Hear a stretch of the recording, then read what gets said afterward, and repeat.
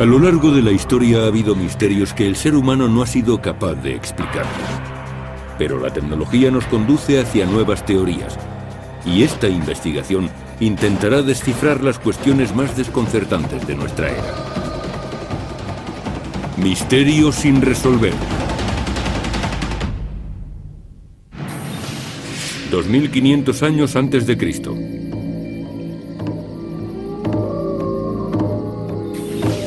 Inglaterra. Un círculo de piedras gigantescas. Comienza un antiguo ritual. Sonido de tambores. El ritmo va alcanzando la cadencia adecuada. Y todos los presentes entran en un extraño trance. Conocer este ritual podría desvelar los oscuros secretos de Stonehenge.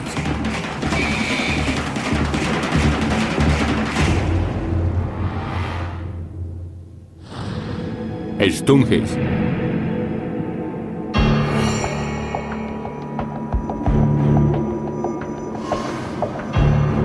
Stonehenge es un antiguo y misterioso monumento.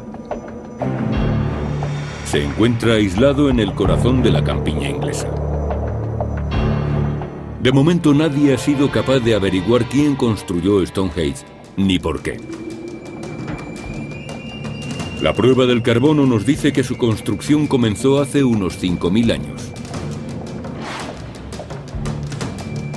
Una solemne avenida conecta el círculo con el cercano río Avon. El monumento original contaba con más de 150 piedras de unas 40 toneladas de peso cada una, que conformaban un recinto circular. El centro de todo es esta extraña piedra, a la que llamamos la piedra del altar. La duda tiene que ver con su posición. Se ignora si estaba enhiesta o por el contrario tumbada como una losa a modo de altar. ¿Qué sucedía en ese altar? Es una pregunta que se ha hecho la humanidad durante miles de años. El periodo que abordamos es la prehistoria, y el problema de ese periodo es que no disponemos de ningún testimonio escrito. Así que lo único que sabemos proviene de la arqueología, las excavaciones y de los análisis. Sobre Stonehenge se han dicho muchas cosas, desde que era un hospital del Neolítico hasta una pista de aterrizaje para alienígenas, desde un templo solar hasta un santuario druida. Pero el descubrimiento de los restos calcinados de unas 200 personas en 2008 nos sugiere un pasado más oscuro. Stonehenge pudo ser un templo de la muerte. Un lugar donde los vivos acudían para encontrarse con los espíritus. El descubrimiento en 2009 de un segundo círculo llamado Blue Stonehenge refuerza la teoría de que Stonehenge formaba parte de un complejo ceremonial mayor. Stonehenge es sin duda un centro ceremonial. Estoy seguro de que allí se practicaban rituales.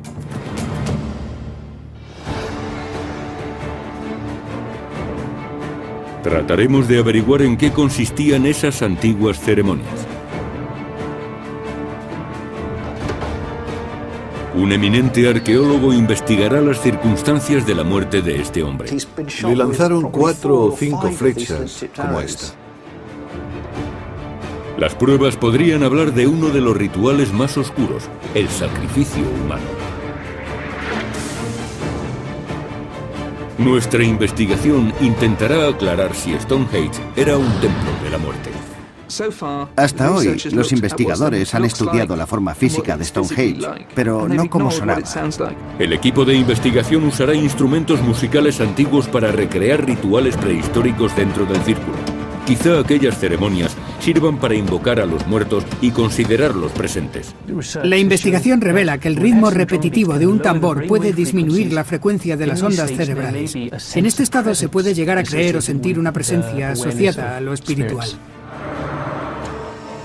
El equipo científico usará un escáner cerebral para comprobar si el sonido puede alterar los estados de conciencia. Los sonidos experimentan curiosas variaciones en Stonehenge. Y una psicóloga podría demostrar el poder del sonido a través de la hipnosis. La hipnosis crea un estado similar al sonambulismo.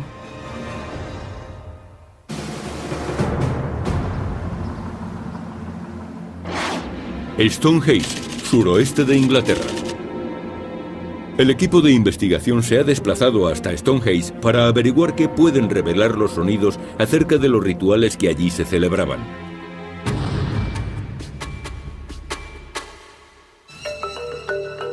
Rupert Till es un experto en tecnología acústica y dirige el equipo. Hace 4.000 años la cultura se transmitía de forma oral, se transmitía de boca en boca. No existía la escritura, así que la información y las costumbres se transmitían hablando y escuchando. Si estudias lugares antiguos donde se celebraban rituales, quizás tengas que prestar tanta atención a lo que oyes como a lo que ves.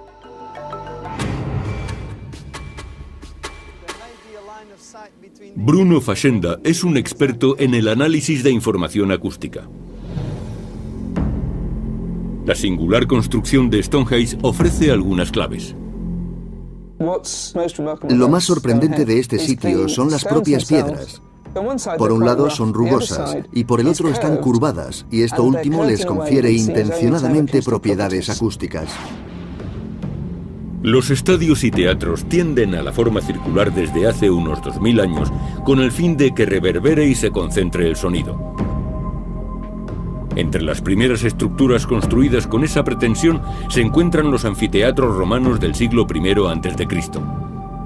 Si Stonehenge se construyó con tal intención acústica, se habría adelantado a las construcciones romanas en más de 2000 años. La idea es medir las propiedades acústicas de la piedra, observar cuánto sonido es capaz de reflejar. Si las piedras son capaces de reflejar un eco potente, producirán alteraciones del ritmo dentro del círculo. Lo que hace que el sonido sea tan poderoso en un marco como este es que el ritmo se duplica y multiplica. Y el rebote predispone a nuestra mente a sincronizarse con la música.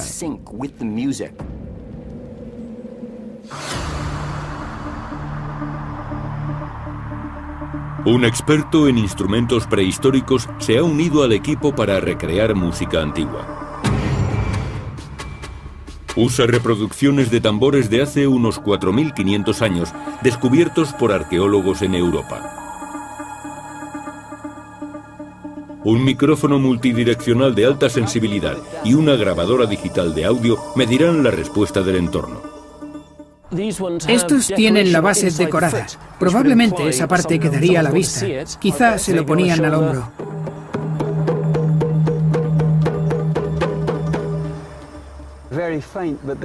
Ahí hay un poco de eco, aunque débil. Suena diferente allí que aquí. ¿Quieres probar por dónde debía estar el altar? El equipo se dirige hacia el supuesto altar.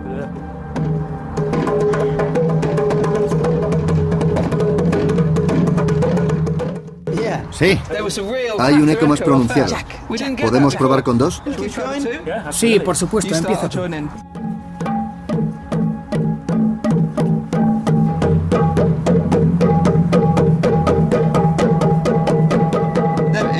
Aquí está.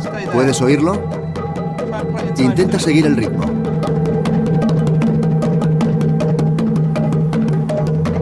Cuando Till y Wyatt tocan acompasados, las piedras parecen devolver el sonido.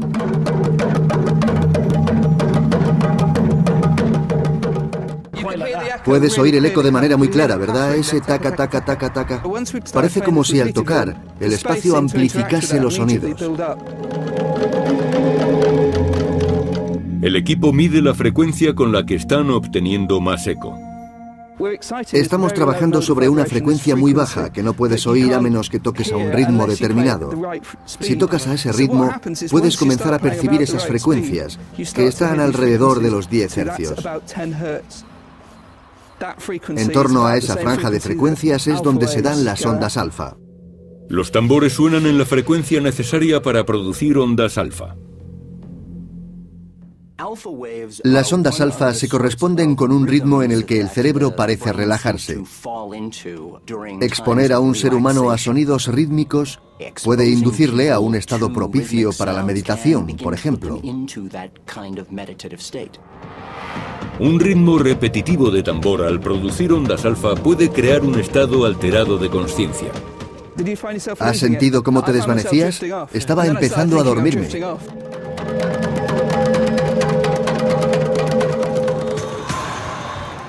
Pero el sonido no es el único objeto de estudio en Stonehenge.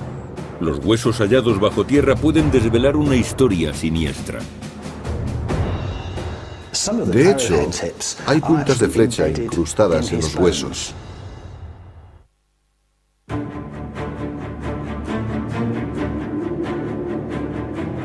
Misterio sin resolver está en Inglaterra, tratando de desvelar uno de los enigmas más antiguos del mundo. Stonehenge.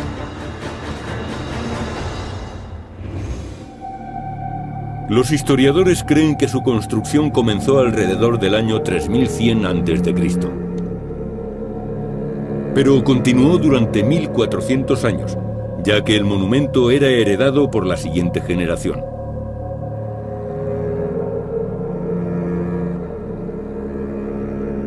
Empezó siendo una zanja circular en el suelo.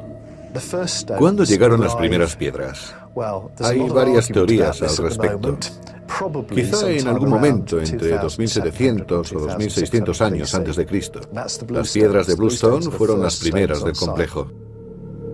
Sorprendentemente, las piedras de Bluestone provienen de las colinas de Preseli, en Gales, a más de 200 kilómetros de distancia. Quienes construyeron esto debieron tener un motivo importante para hacerlo. Debió ser un compromiso verdaderamente monumental.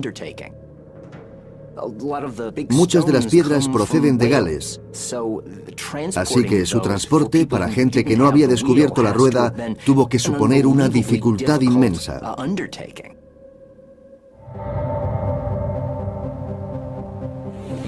Alrededor del año 2500 a.C., las piedras de Bluestone fueron redistribuidas y los grandes bloques de arenisca se dispusieron en un círculo alrededor de ellas. Las piedras tienen una disposición bien estudiada. Están unidas como ensambles de caja y espiga. Cada piedra vertical tiene protuberancias en su parte superior que encajan en los huecos de la horizontal. Parece un trabajo de carpintería, pero hecho con piedra muy dura. Sorprendentemente, hace unos 4500 años, el pueblo que construyó Stonehenge aplicaba técnicas de carpintería en rocas de 40 toneladas.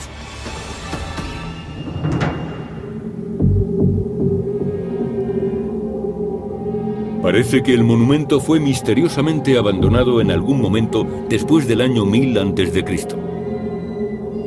Esta hazaña de ingeniería prehistórica ha asombrado a la humanidad durante generaciones. Al comienzo de la Edad Media existía la creencia de que el legendario mago Merlín había construido Stonehenge con la ayuda de gigantes. En el siglo XVII se pensaba que era un templo romano.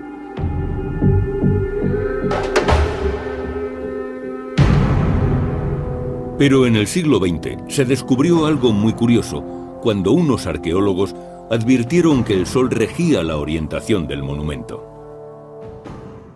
Se alinea con el sol durante los solsticios de verano e invierno, el día más largo y el más corto del año, respectivamente.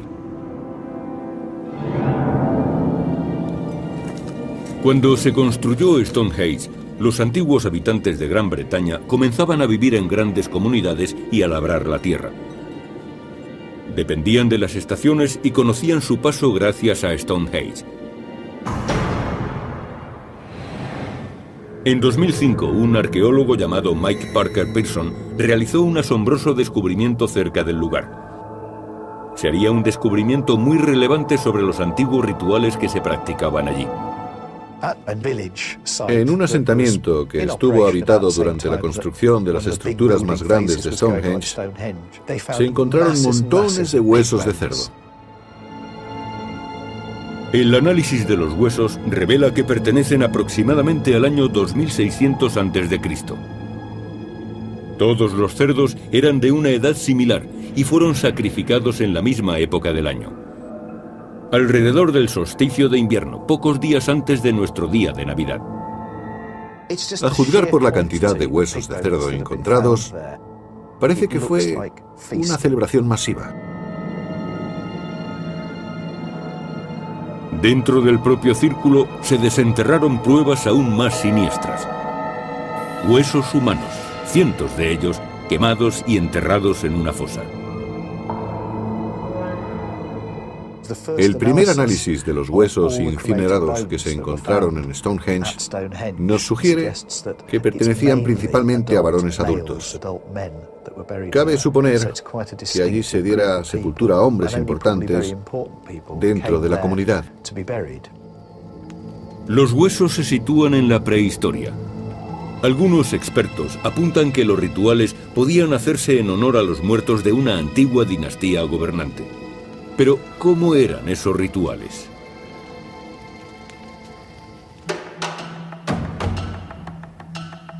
El descubrimiento de un esqueleto podría aportar pruebas. En una zanja había enterrado un hombre al que se conoce como el arquero de Stonehenge. Su esqueleto fue hallado cerca de la entrada de Stonehenge. Fue enterrado junto a su muñequera de piedra y su carcaj. Se daba por hecho que era un arquero, pero alguien observó más detenidamente las puntas de flecha y se dio cuenta de que un gran número de ellas habían perdido su punta. Incluso algunas de las puntas estaban incrustadas en sus huesos. Así que las flechas quizá no fueran una ofrenda, sino que probablemente aludieran a la causa de su muerte. El arquero recibió al menos 5 flechazos y fue enterrado en el monumento más sagrado de su tiempo. Para mí, el hueso del cuerpo de esta persona que más información aporta es este. Está dañado por una punta de flecha de sílex, pero el daño no viene de esta parte, sino de esta otra. Esta pequeña marca de aquí significa que a este hombre le lanzaron una flecha por la espalda, la cual atravesó su cuerpo y quedó alojada en la parte de atrás de su esternón. Las pruebas indican la posibilidad de un sacrificio humano. No creo que fuese tan solo la víctima de una muerte cruel. Dudo que enterrasen a alguien en Stonehenge solo por haberle dado muerte. Debía de ser alguien importante. El equipo científico ha ideado una prueba que podría desvelar el destino que corrió el arquero.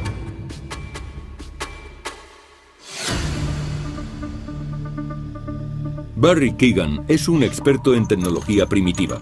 Puede fabricar arcos antiguos y flechas con punta de sílex. También practica el tiro con arco. En la prehistoria, arcos y flechas formaban parte de la vida diaria y eran una extensión del hombre. Si el arquero de Stonehenge fue sacrificado, le habrían disparado desde una distancia más corta. En esta prueba, Keegan disparará al hueso desde una distancia cada vez más cercana. E intentará reproducir las marcas encontradas en el esternón del arquero de Stonehenge. El primer disparo es desde 15 metros. No creo que dañe mucho al hueso desde aquí.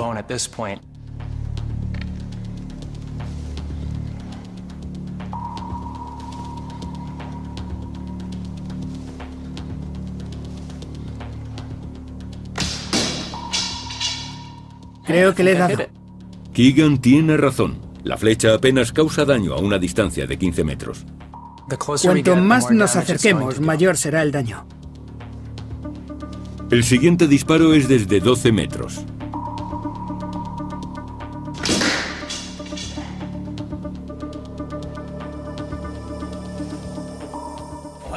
He acertado. 9 metros. Parece que ha hecho algún daño. Y por último, a 6 metros.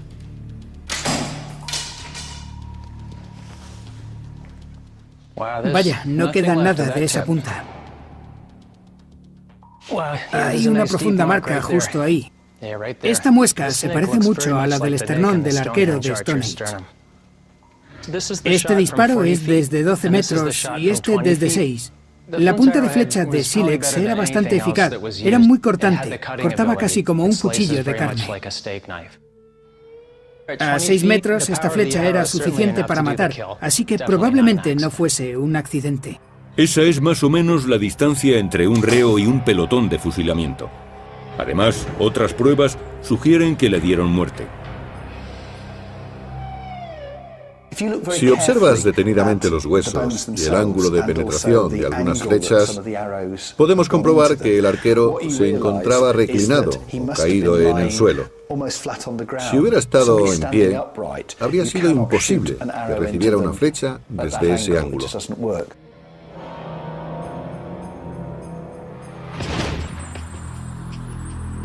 El equipo estudia la posibilidad de que Stonehenge fuera un templo para entrar en contacto con los muertos. Solo se conserva un 40% de las piedras originales. Que las piedras no conserven su disposición original supone un problema. Es como intentar medir la acústica de una catedral derruida. Se pueden conseguir algunos efectos, pero no los mismos. Necesitan probar el sonido de Stonehenge como si permaneciera intacto. Y existe un lugar donde es posible hacerlo. Se puede oír cómo resuenan los tambores, cómo se expande el sonido e invade todo el recinto, que parece temblar.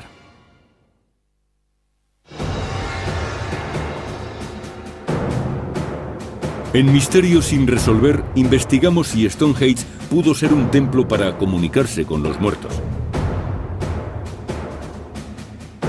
Al círculo le faltan algunas piedras, pero existe una reproducción del monumento a tamaño real.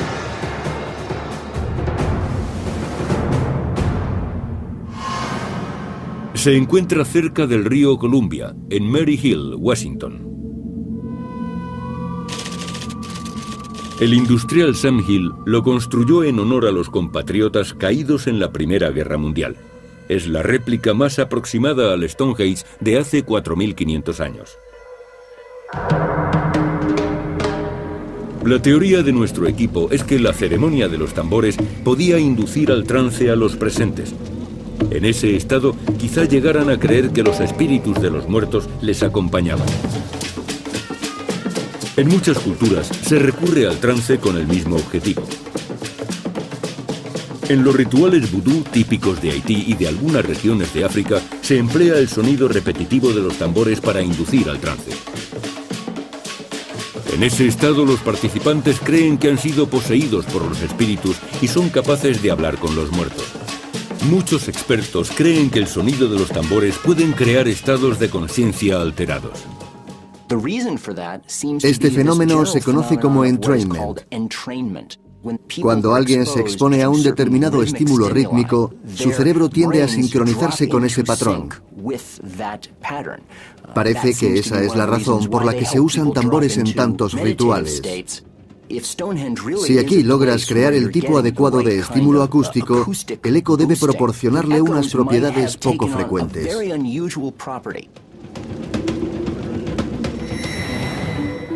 El equipo cree que en Stonehenge se amplificaban los ritmos de la percusión, aumentando su efecto en el cerebro humano. Desde hace unos 3.000 años nadie ha podido oír cómo sonaba, pues se ha conservado solo parcialmente, así que ahora solo podemos hacernos una idea.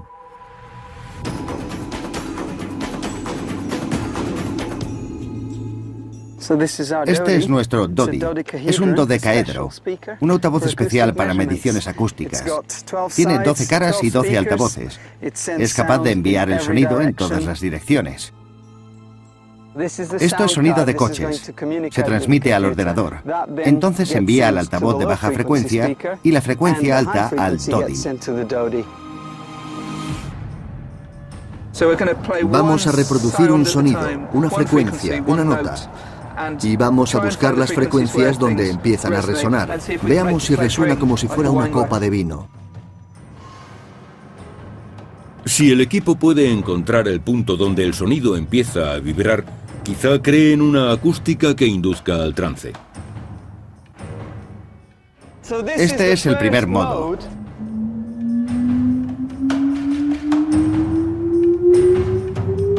Están barriendo las frecuencias de sonido llamadas modos. Segundo modo. 54,5. Los 3 primeros modos no ofrecen el efecto buscado. Ese debe ser el modo 4. En el cuarto modo encuentran algo diferente. Te daré volumen en el centro. 92,5. De acuerdo, vamos al siguiente. Es increíble, son 4,3 metros. 61. De acuerdo. Me he desplazado 1 metro y aquí tenemos 75 decibelios. Prácticamente se dobla el volumen moviéndose 1 solo metro.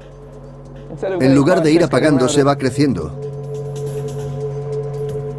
79, 81... Da la impresión de que no disminuye el volumen del sonido al alejarnos de los altavoces. Este gráfico representa cómo viaja el sonido desde el centro del círculo hacia sus bordes. Los picos nos muestran dónde es más fuerte y los surcos dónde se hace más débil. El sonido recorre este lugar de manera casi mágica. Se mueve de un modo poco convencional.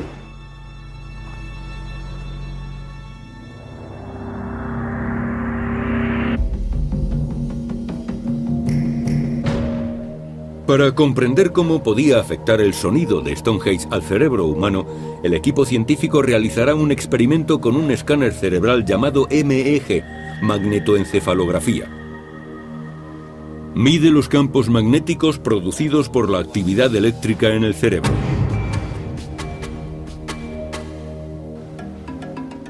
David Poeppel es un neurocientífico experto en el procesamiento del sonido por parte del cerebro.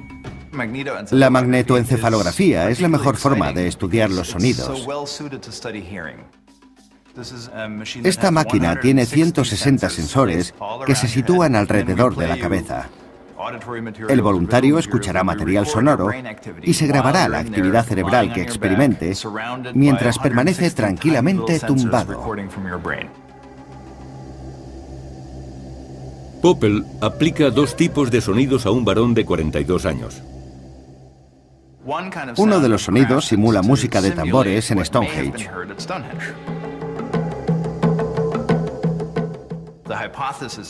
La hipótesis es que este ritmo, su tempo y reverberación tendrán un efecto determinado. El otro sonido es simplemente ruido de tráfico.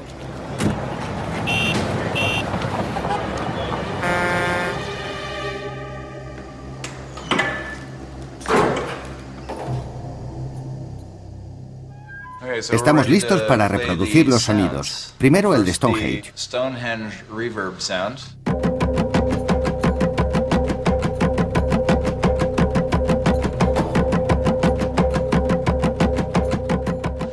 Ahora el ruido de tráfico para compararlo.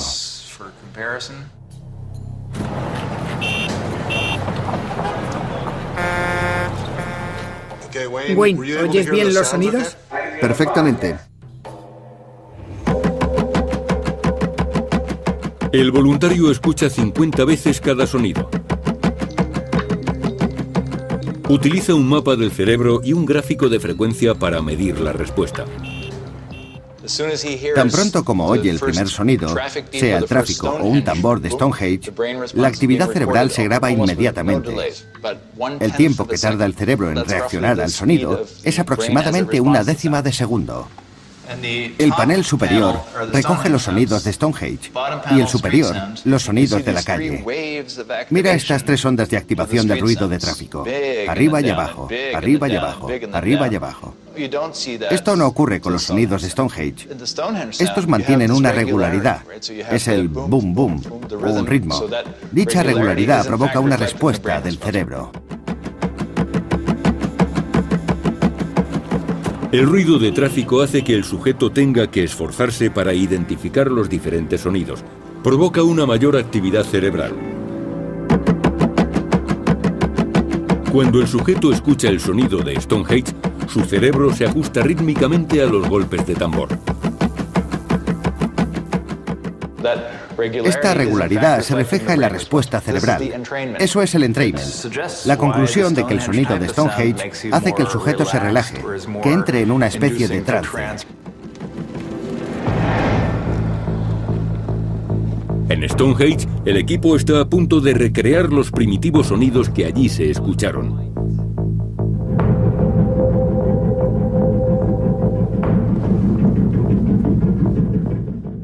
¿Has oído el efecto? Sí, es alucinante.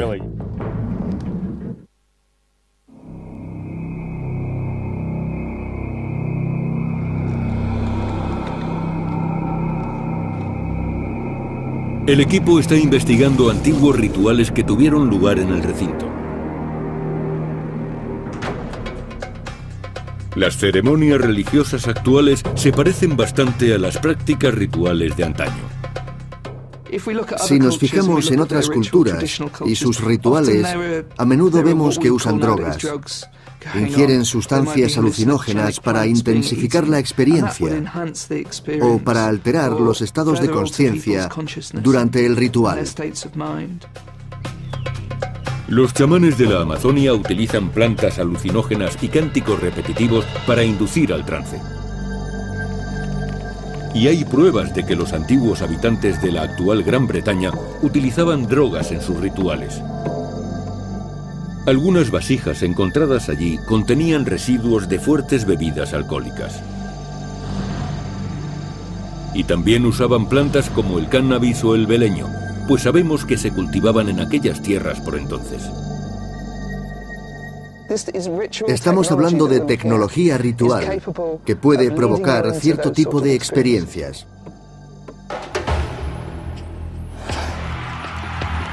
La cultura moderna no ha olvidado los antiguos rituales. Es un lugar con ciertas similitudes con una rave o con un concierto de rock. De hecho, he realizado investigaciones en locales nocturnos y en discotecas y he averiguado que los latidos del corazón se sincronizan con la música. La música ejerce una especie de control remoto. Y no solo el sonido provoca tal efecto. El sonido y la luz pueden ejercer una considerable influencia en este sentido. Es muy interesante comprobar lo poderosa que llega a ser la unión de sonido y luz. En Maryhill, el equipo de investigación quiere comprobar si tal combinación es, en efecto, tan sugestiva para el cerebro humano. Sabemos que se reunían aquí en plena oscuridad, porque los rituales se celebraban a la salida o a la puesta del sol, así que necesitarían fuego para iluminarse. La música suena y las antorchas emiten destellos que parecen seguir el compás.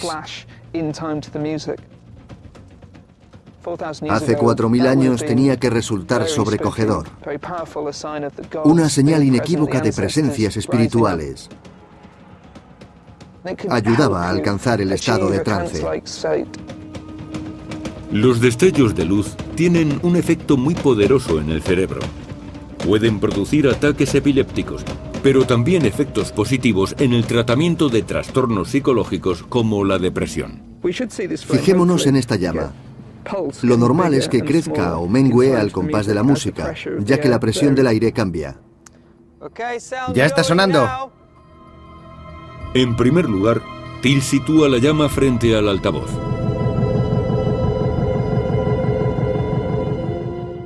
De manera que la luz parpadea como un estroboscopio al compás de la música. El sonido produce ondas de aire que mueven la llama. Ahora vamos a comprobar si lo de la llama también ocurre al otro lado del círculo. Si Till está en lo cierto, el eco de las piedras hará que la llama se mueva al compás de la música, incluso cuando esté lejos de la fuente de sonido.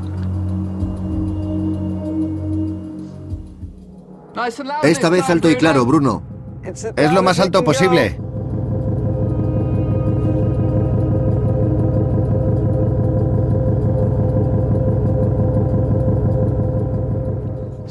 El efecto no es tan claro.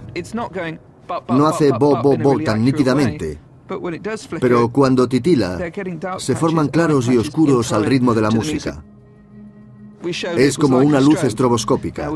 Con llamas grandes y numerosas unidas al ruido de los tambores, el efecto podría llegar a afectar a la gente. Solemos quedarnos mirando fijamente a las llamas porque titilan entre 5 y 15 hercios, de manera que nuestro cerebro se deja llevar.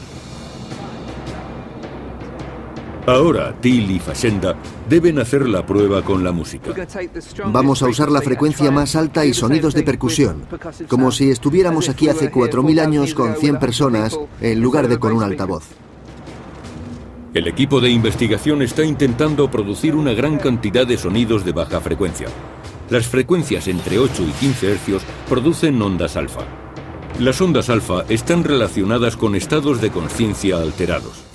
Los sonidos de muy baja frecuencia también se asocian con otros fenómenos naturales, como tormentas o terremotos. Quizá es por eso, por lo que cuando se usa este tipo de ritmos en rituales religiosos, la gente experimenta una sensación de sobrecogimiento. Vale.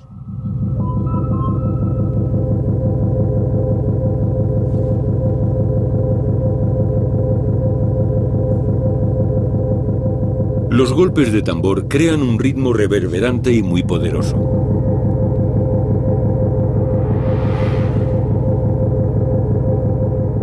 Stonehenge retumba de arriba a abajo. El experimento funciona. Esto refuerza nuestra teoría, porque está bien aplicar la moderna tecnología. Pero los tambores son la única que existía hace 4000 años. A través de su aparato de televisión, quizá ustedes no aprecien las vibraciones del sonido, pero quienes están presentes en el recinto se ven muy afectados por el ritmo de los tambores. ¿Lo oyes con suficiente claridad? Sí, cuando mueves los micrófonos y los sitúas en esta zona, es como si las bajas frecuencias te envolvieran. Afectó a todos los presentes, a mí también. Algunos empezaron a sentirse mal y ese es uno de los primeros síntomas del trance.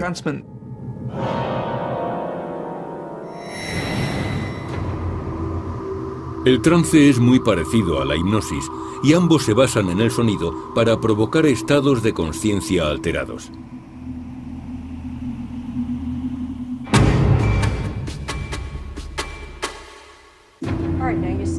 Jean Cirillo es una psicóloga que practica la hipnosis.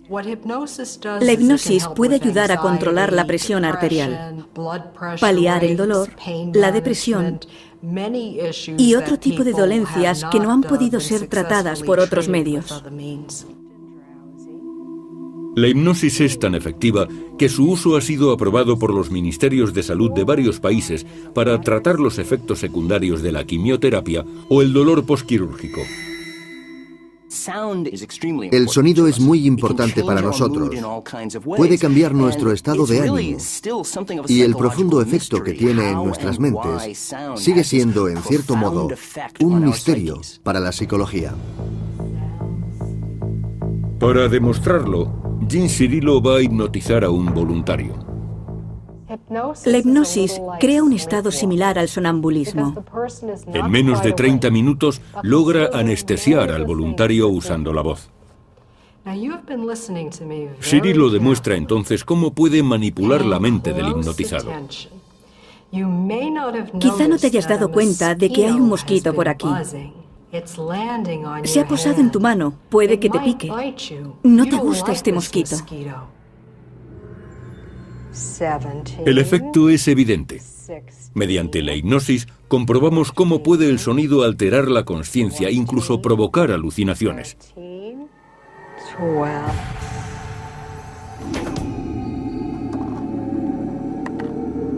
El equipo ha recogido y analizado todos los datos. Ahora, por primera vez en 4000 años, se puede estudiar el efecto que los rituales pudieron tener en nuestros ancestros. Podemos usar cualquier sonido. Puede ser mi voz o una reproducción de un tambor de hace 4000 años y probar cómo sonaba allí.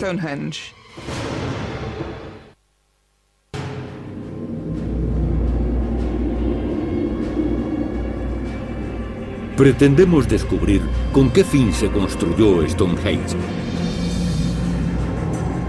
Este experto en acústica cree que los tambores tenían la capacidad de inducir el trance a nuestros ancestros. Este neurocientífico dice que el sonido de los tambores puede alterar ciertos patrones cerebrales. Y este arqueólogo cree que podrían haberse practicado sacrificios humanos en Stonehenge.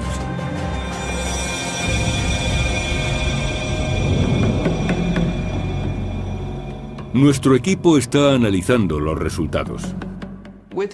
Con la información obtenida allí y en Mary Hill hemos creado una versión digital de la acústica y hemos podido recrear los sonidos que se producían allí hace 4.000 años. Podemos comprobar cualquier sonido. Este es un sonido de tambor que he creado con el ordenador. Somos Simon y yo tocando los tambores, tocando reproducciones de tambores de hace 4.000 años encontrados en Europa.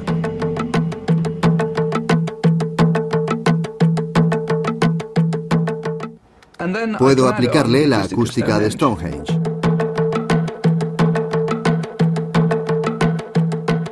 Esta es la primera vez en 4.000 años que alguien ha sido capaz de experimentar los sonidos ceremoniales que se escuchaban en Stonehenge.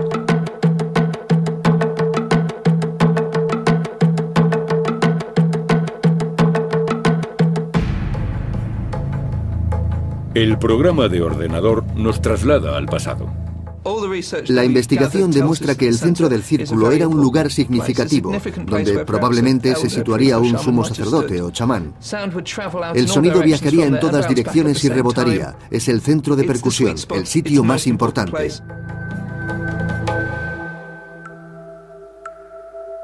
Los datos sugieren que los tambores se situarían alrededor de la gente.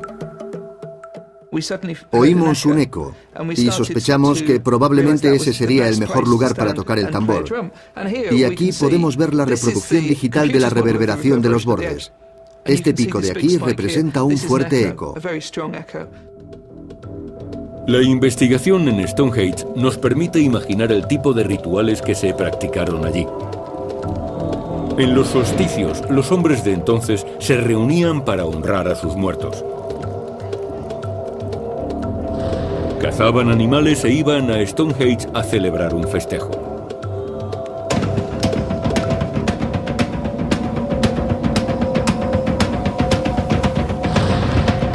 Un chamán dirigía la ceremonia desde el centro del círculo.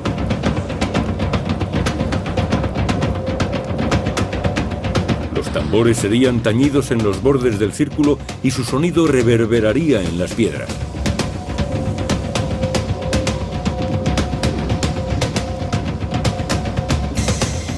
El sonido de los tambores llevaba al trance a los presentes y les ayudaba a comunicarse con los muertos.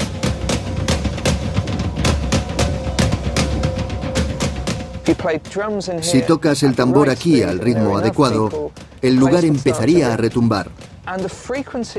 Las ondas alfa producidas por esa frecuencia de sonido afectarían al cerebro de los presentes y les inducirían al trance.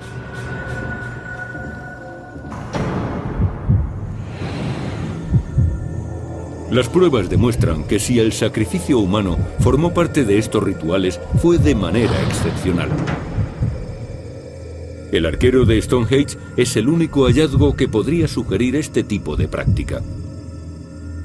Es difícil determinar cómo murió exactamente, pero parece que fue víctima de un sacrificio. No está comprobado que los sacrificios humanos formaran parte de los rituales de aquella época.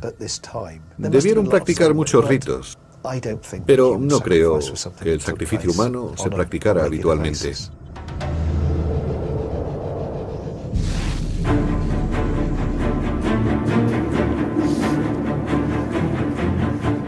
Misterio sin resolver ha hallado inquietantes pruebas que relacionan a Stonehenge con la muerte. El equipo científico ha demostrado que los sonidos rítmicos pueden provocar estados de conciencia alterados. Y ha investigado qué tipo de rituales se practicaban entre estas piedras.